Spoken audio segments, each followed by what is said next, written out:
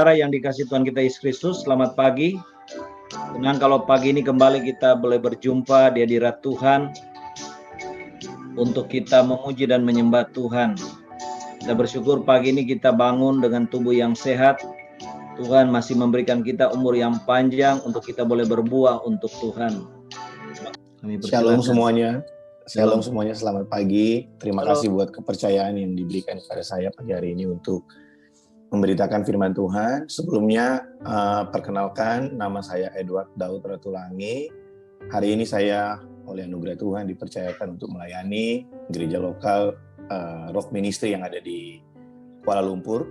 Tapi seperti yang Bapak Ibu ketahui bahwa dalam tahun ini, kurang lebih mulai dari bulan Maret, kita belum bisa pergi ke luar.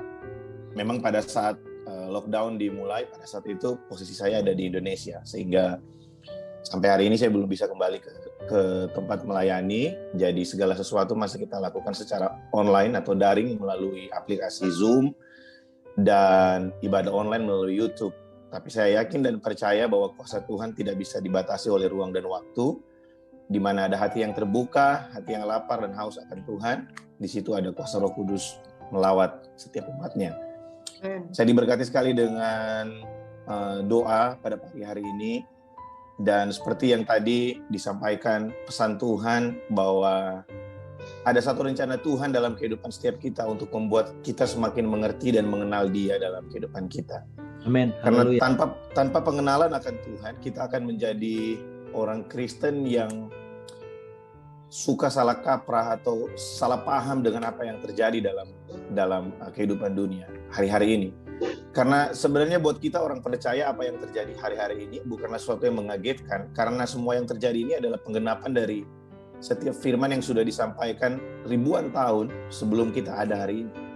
Amin. Justru kita bersyukur karena Tuhan kasih kita satu kesempatan, privilege, kita bisa ada menyaksikan bahwa memang betul apa yang firman Tuhan katakan, bahwa di akhir dari kesudahan zaman akan ada banyak hal yang terjadi seperti yang hari ini kita lihat, bangsa melawan bangsa, ada penyakit-penyakit yang belum pernah ada, dan hari ini kita ada di tengah-tengah semua itu.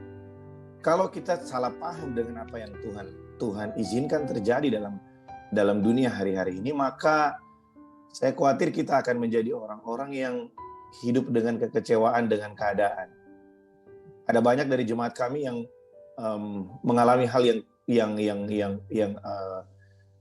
bisa dikatakan mengagetkan buat mereka, karena beberapa usaha mereka, pekerjaan mereka yang sebelum pandemik ini bisa berdiri, bisa berjalan dengan begitu baik, tapi setelah mulai dari bulan Maret, sesuatu yang tidak pernah terpikirkan itu terjadi, ya. Usaha pariwisata, servis, dan lain sebagainya, itu adalah hal-hal yang sangat terdampak di masa-masa pandemi ini.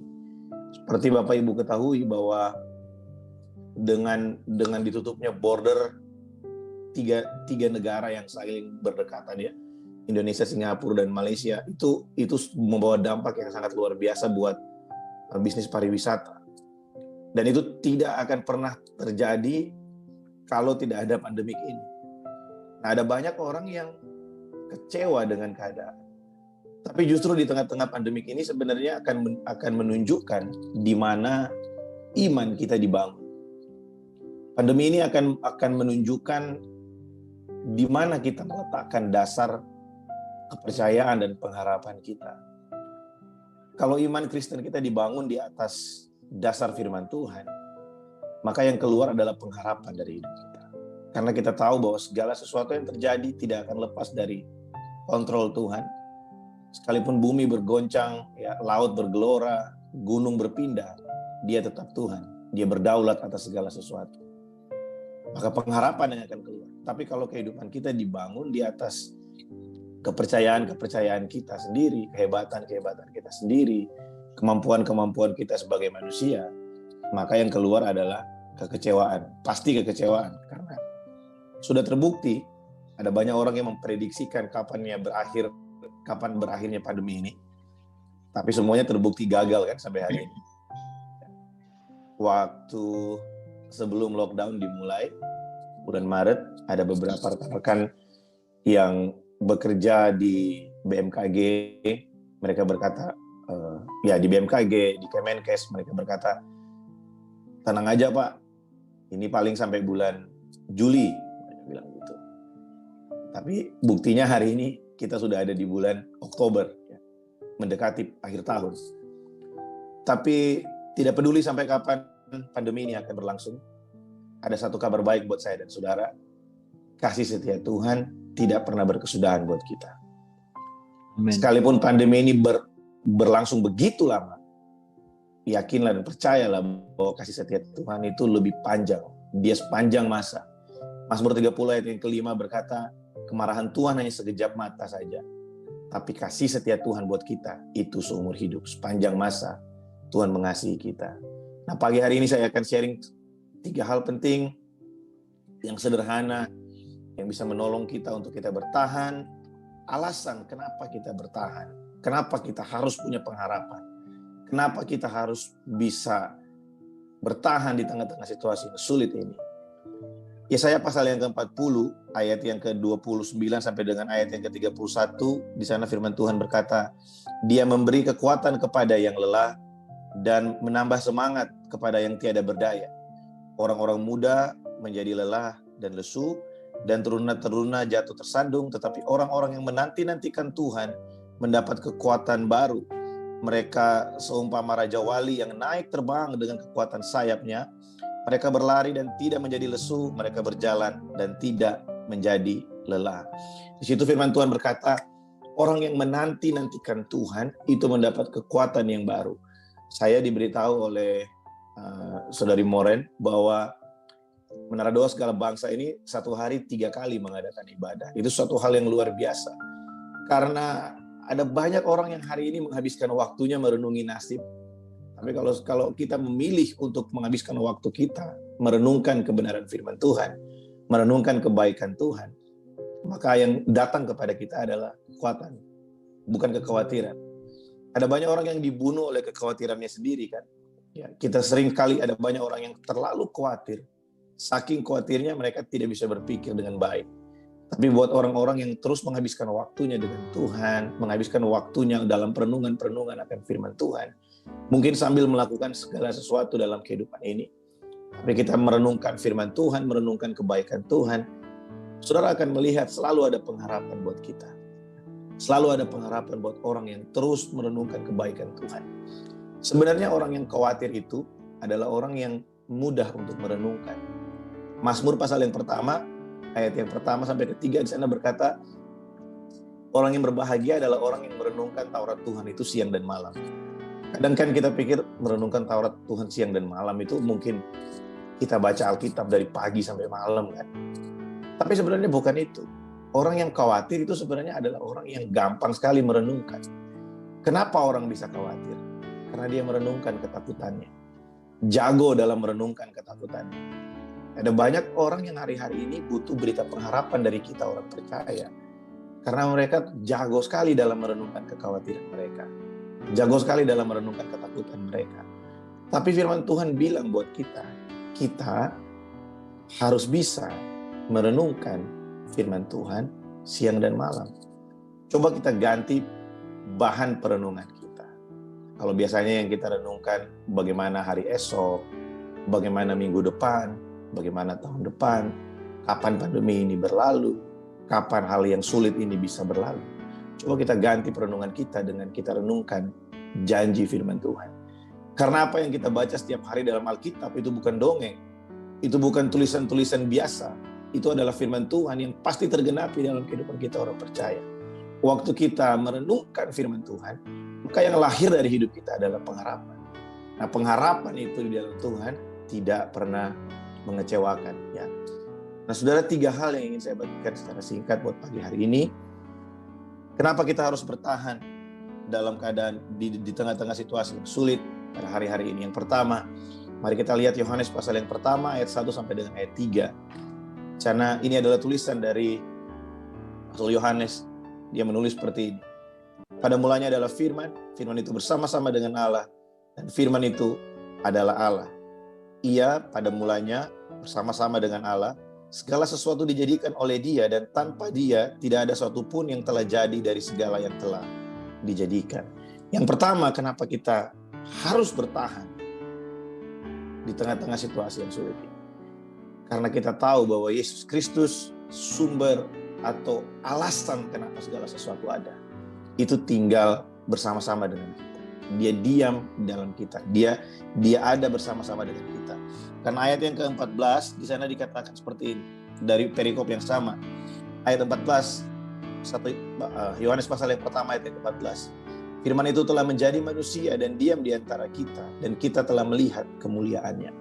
Nah, saudara, waktu Yohanes menulis perikop ini, dia ingin mencari satu kata yang bisa menggambarkan siapa itu Yesus buat orang-orang yang akan membaca suratnya. Ya. Dia memilih kata logos di situ. Pada mulanya adalah firman, pada mulanya adalah logos. Nah, logos ini punya pengertian alasan dari segala sesuatu ada. Jadi Yohanes ingin kasih tahu bahwa Yesus Kristus yang adalah alasan dari segala sesuatu ada, itu telah datang ke dalam dunia dan tinggal bersama-sama dengan kita. Bahkan dia tinggal di dalam kita dan kita telah melihat kemuliaannya. Agama dari kepercayaan dan kepercayaan lain tidak bisa menerima hal-hal ini karena Tuhan itu adalah pribadi yang tidak bisa kita lihat dengan mata. Tapi ketika Yesus datang, dia adalah sang firman yang menjadi manusia, dan kita bisa melihat dia, kita bisa melihat kemuliaannya dinyatakan, bahkan dia tinggal bersama-sama dengan kita, dan kita bisa melihat kemuliaan yang datang dari Bapa dalam kehidupannya. Nah, saudara, alasan yang paling kuat kenapa kita harus bertahan di tengah-tengah situasi ini adalah karena kita tahu bahwa Yesus Kristus, alasan dari segala sesuatu ada, itu diam di dalam diri saya dan saudara. Dia tinggal bersama-sama dengan kita. Dialah sumber kekuatan kita. Ketika kita mengerti hal ini, maka yang lahir dari kehidupan kita adalah pengenalan akan Tuhan.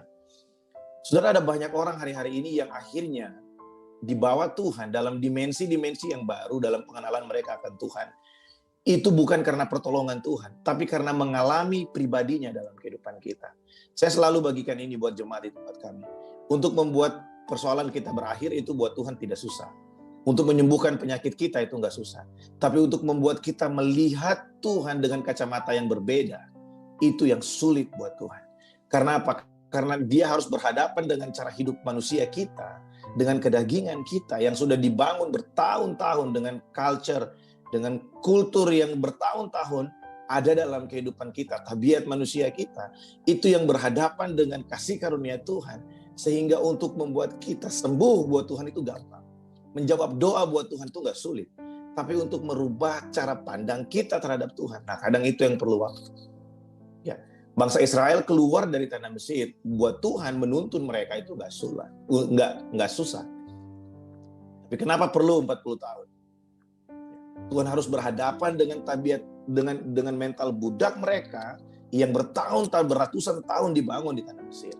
Tapi ketika mereka keluar dari situ, ya Alkitab mencatat bahwa ada paling tidak ada beberapa pribadi, salah satunya Musa, yang akhirnya bisa mengalami Tuhan dan diubahkan Tuhan.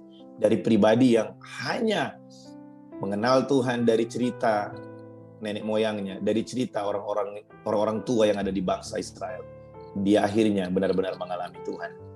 Nah, saudara, di tengah-tengah situasi ini, kalau kita benar-benar percaya dan kita benar-benar mengetahui bahwa Yesus tinggal di dalam hidup saudara. Saudara coba bayangkan, alasan dari segala sesuatu ada di bumi, itu tinggal dalam hidupmu. Alasan kenapa dunia ini ada, alasan kenapa matahari, bulan, dan bintang-bintang ada, itu tinggal di dalam hidupmu. Sang firman itu tinggal dalam hidupmu. Ayat yang ke-14 sana berkata, dia diam di antara kita. Dia tinggal bersama-sama dengan kita. Apa yang menjadi kekhawatiran kita hari ini? Apa yang membuat kita gentar hari ini? Firman Tuhan berkata, Christ in you, the hope of glory. Yesus Kristus yang ada dalam kita, itu adalah pengharapan akan kemuliaan. Yesus Kristus yang diam bersama dengan kita. Kolose 1 ayat 27 di sana berkata, kepada mereka Allah mau memberitahukan, kepada bangsa-bangsa lain, Allah mau memberitahukan betapa kaya dan mulianya rahasia itu di antara bangsa-bangsa lain. Jadi Tuhan ingin memberitahukan satu rahasia yang sangat luar biasa. Betapa mulianya dan betapa besar rahasia itu. Nah, apa rahasia itu? Ini rahasianya. Yaitu Kristus yang ada di tengah-tengah kamu.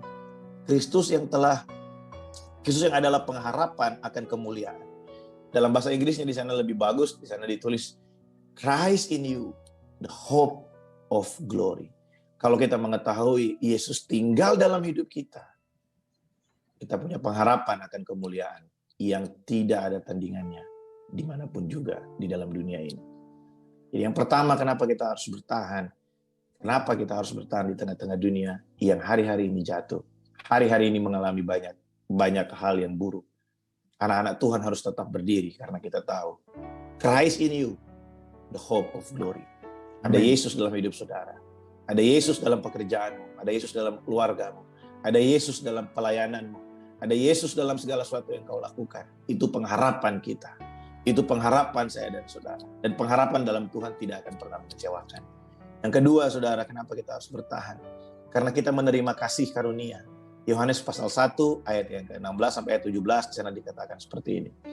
Karena dari kepenuhannya lah kita semua telah menerima kasih karunia demi kasih karunia. Sebab hukum Taurat diberikan oleh Musa, tetapi kasih karunia dan kebenaran datang oleh Yesus Kristus Tuhan. Nah, saya dan saudara hari ini tidak peduli latar belakang gereja kita, tidak peduli bagaimana kita mengenal Tuhan, bagaimana kita menerima Dia, proses kita mengenal Dia, proses kita menerima Dia sebagai Tuhan dan Juru Selamat. Tapi ini yang penting, kalau saudara percaya Yesus, menerima Dia sebagai Tuhan dan Juru Selamat, berarti saudara menerima kasih karunia Allah. Karena firman Tuhan bilang tidak ada kuasa yang bisa membuat manusia mengaku dan menerima Yesus selain Roh Kudus. Kalau Roh Kudus membawa kita mengenal Dia hari ini, berarti saya dan saudara menerima kasih karunia Allah. Oleh kepenuhan Yesus Kristus, saya dan saudara memiliki kasih karunia Allah. Nah, saudara, jangan kita menyia-nyiakan kuasa kasih karunia Allah dalam kehidupan kita. Kadang kita hanya pikir kasih karunia Allah itu hanya berhubungan dengan penyertaan, ya, dengan penyediaan Tuhan dalam hidup kita. Ya, memang betul.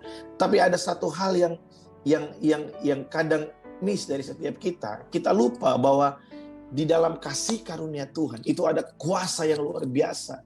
Ada satu hamba Tuhan dari luar negeri yang bilang begini, jangan biarkan waktu-waktu, don't waste your sorrow. Jangan biarkan waktu-waktu kesulitan kita itu berlalu begitu aja. Karena kalau kita tahu ada kuasa kasih karunia dalam kehidupan kita, ketika kita ada dalam situasi yang sulit, kita datang berlutut di hadapan Tuhan, kita berdoa dengan kasih karunia Allah, bukan karena kehebatan dan kemampuan kita. Kita tahu ada kuasa kasih karunia yang bekerja dalam hidup kita.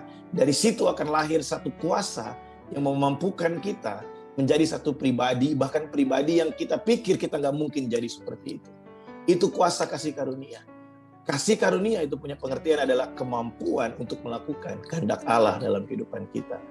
Nah, saudara, biar kuasa kasih karunia itu terjadi dalam kehidupan kita di tengah-tengah situasi ini.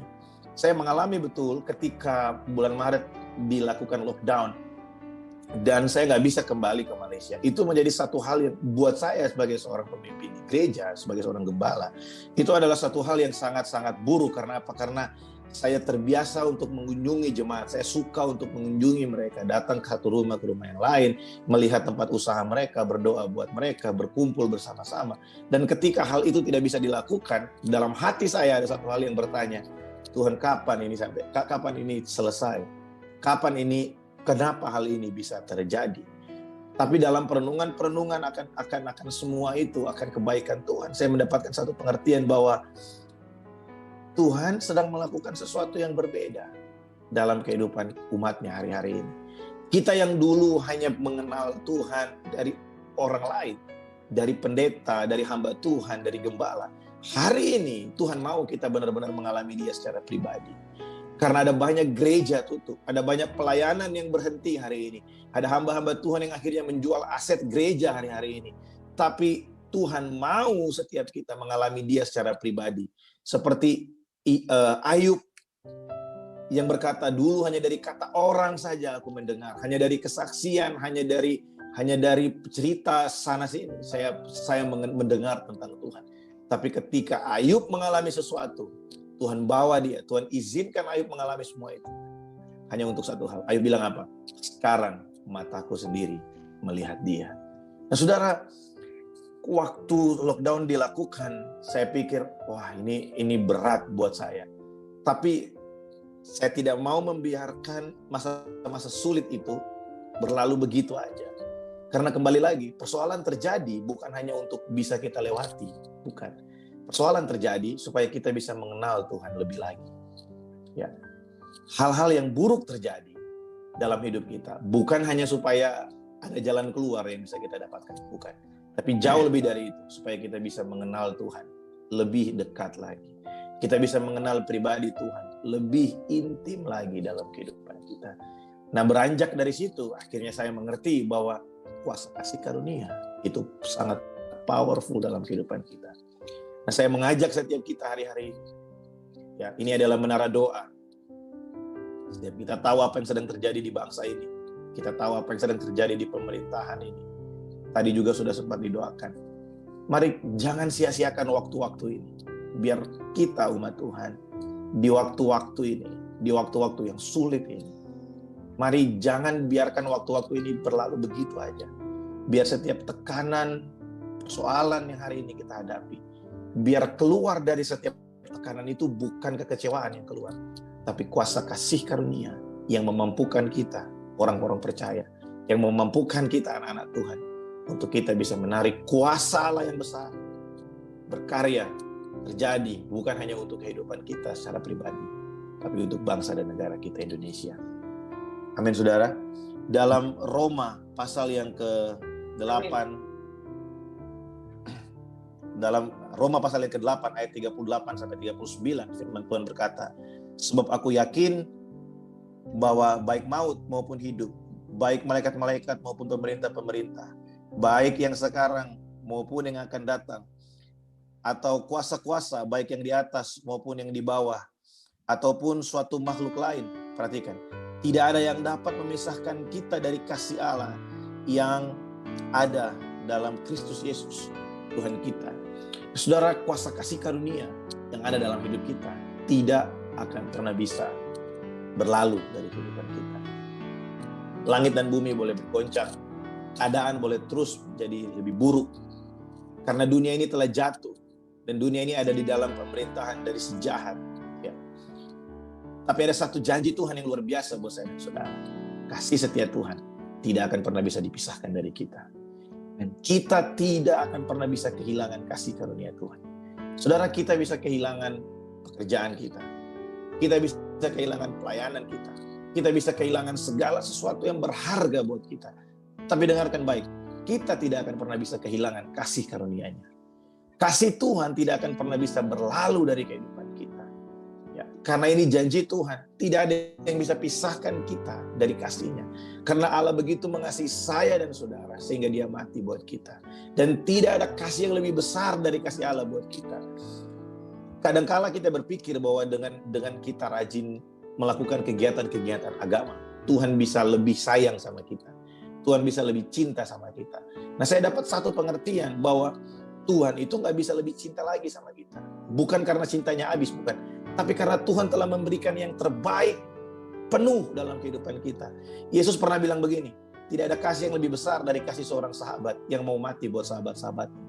Tidak ada kasih yang lebih besar dari kasih seorang bapa yang mengasihi anak-anaknya. Nah, Tuhan telah menunjukkan kasih yang begitu rupa buat kita. Dia mengasihi kita full. Cintanya telah diberikan buat saya dan saudara. Cintanya telah diberikan buat kita umat pilihannya. Waktu kita melakukan, kita berdoa, kita baca firman, kita mengenal pribadinya. Yang bertambah itu bukan kasih Tuhan buat kita. Yang bertambah itu adalah pengalaman kita akan kasih Tuhan yang telah tercurah buat kita. Banyak orang merasa Tuhan kurang mengasihi dia, Tuhan kurang sayang sama dia. Padahal yang terjadi adalah kita kurang mengalami kasih Tuhan. Kenapa kita kurang mengalami? Karena kita enggan.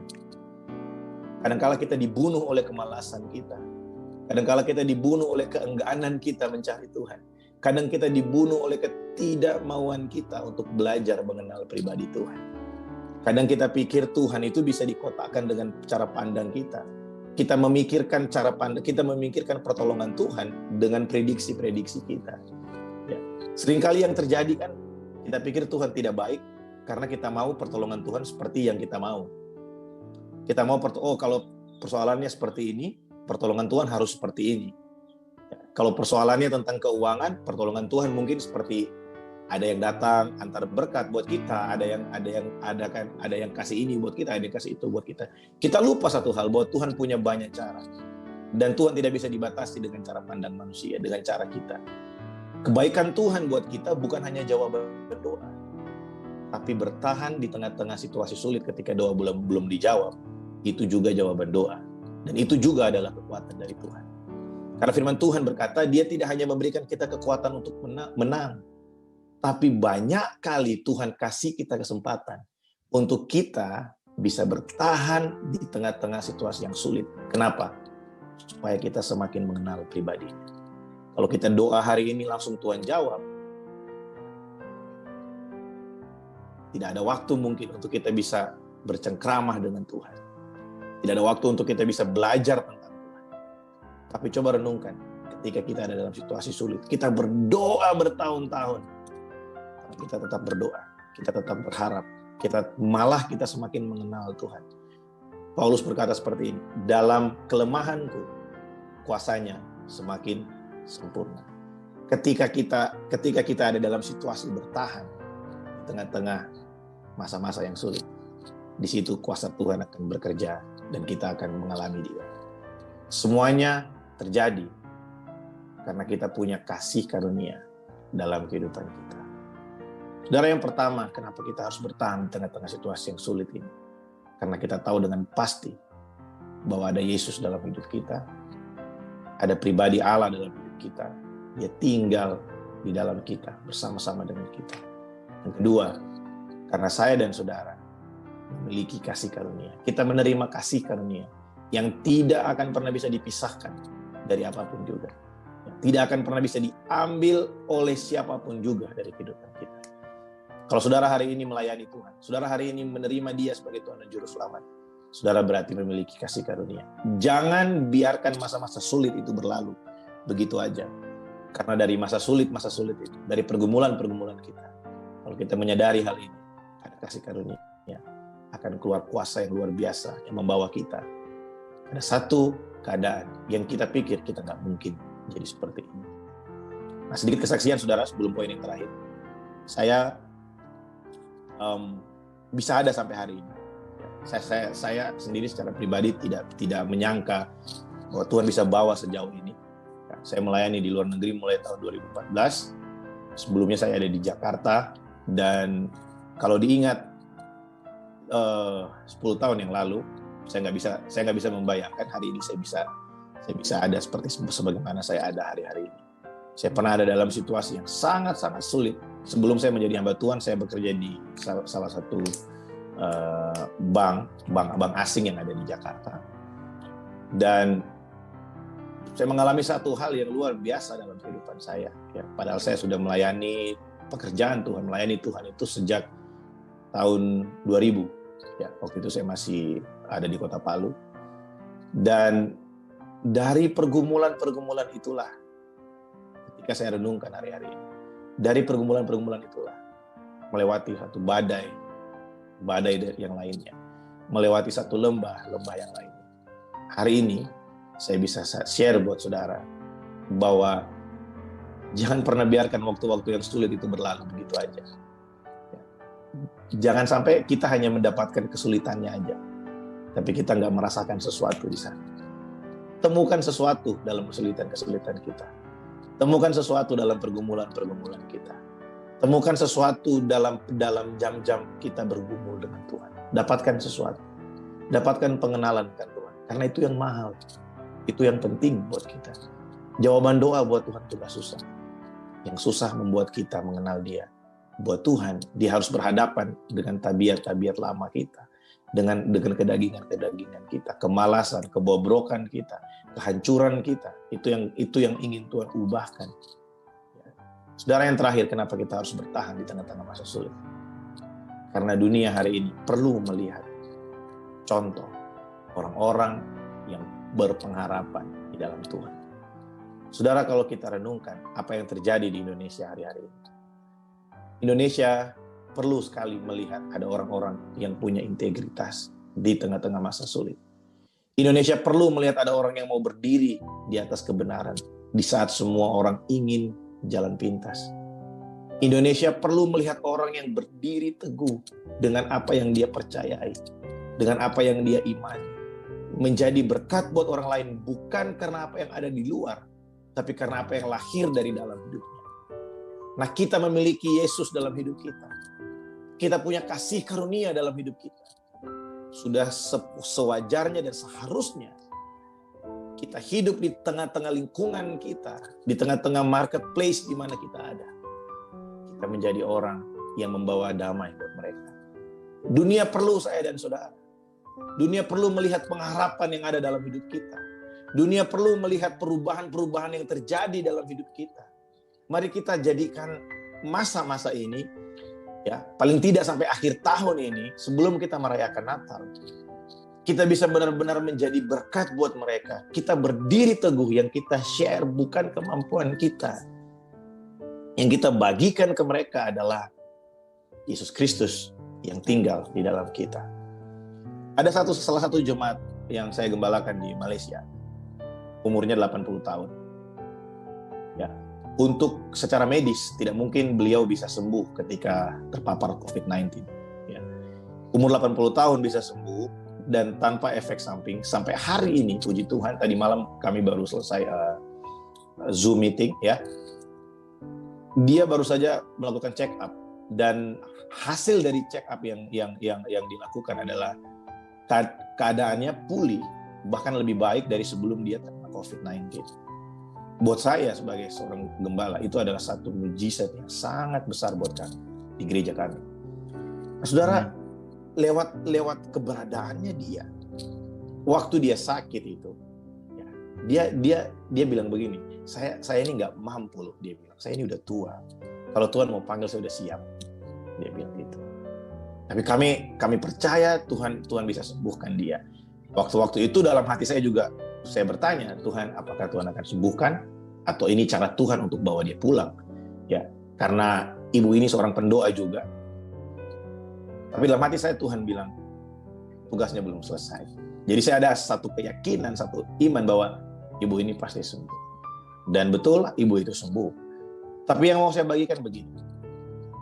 Di tengah-tengah situasi yang sulit, ibu itu bisa bertahan. Di tengah-tengah penderitaannya. Dia kan nggak bisa share Tuhan udah sembuhkan saya, karena dia masih sakit. Dia nggak bisa share saya udah jadi lebih baik, karena dia masih sakit. Tapi di tengah kelemahannya itu, setiap orang yang datang ke rumahnya, walaupun dipasangkan kaca supaya tidak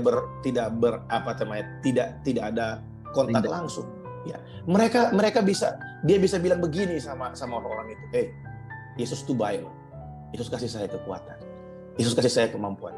Lihat Oma udah umur 80, Tuhan masih kasih kemampuan. Saudara, itu yang dunia perlukan. Dunia nggak perlu lihat kita jadi kaya raya sekali sehingga kita bisa jadi berkat buat mereka. Kalau Tuhan percayakan kita kekayaan, puji Tuhan. Tapi dunia perlu lihat orang yang bertahan di tengah pencobaan, orang yang bertahan di tengah badai. Karena dunia perlu itu sekarang. Ya, lingkungan kita perlu melihat hal itu hari-hari ini.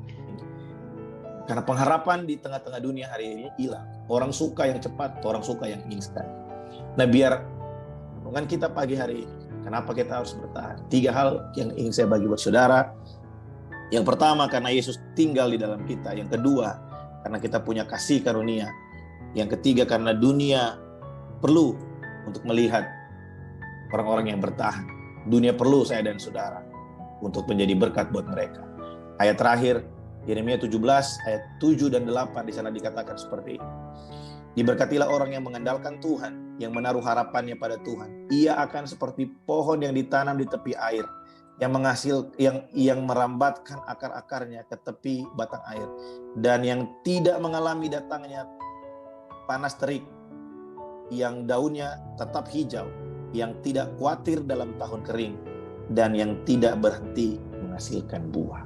Saudara, mari berhenti mengandalkan cara pandang kita, pemikiran-pemikiran kita. Sepintar-pintarnya kita, seberpengalaman-pengalamannya kita, tidak akan menjadi alasan yang cukup untuk kita berkata kita nggak perlu Tuhan. Mari andalkan Tuhan, karena hanya bersama Tuhan kita bisa terus berbuah di tengah-tengah masa-masa yang sulit ini. Tuhan Yesus memberkati.